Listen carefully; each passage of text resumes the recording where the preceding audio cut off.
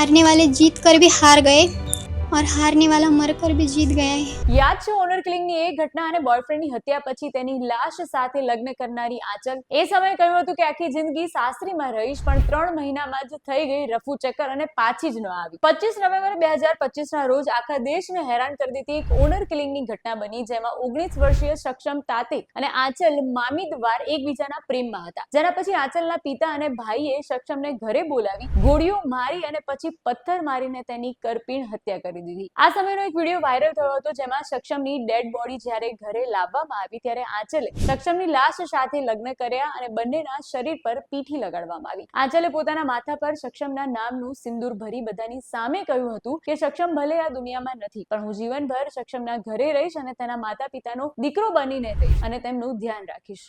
જેના પછી તે 3 મહિના સાથે રહી અને એક દિવસ સક્ષમના મમ્મીને કહ્યું કે મારા દાદી બીમાર છે તો મારે એમને મળવા જવું છે, અને તેના સાસુ તેને ઘર સુધી મૂકી આવ્યા। જેના પછી તે ક્યારેય પાછી ફરી નથી અને ક્યારેય આ લોકોનો કોન્ટેક્ટ પણ નથી કર્યો। સક્ષમના માતાએ એક જ વર્ષમાં પોતાનો દીકરો અને બીમાર પતિને ખોઈ દીધા અને તેમની વહુ પણ ભાગી ગઈ।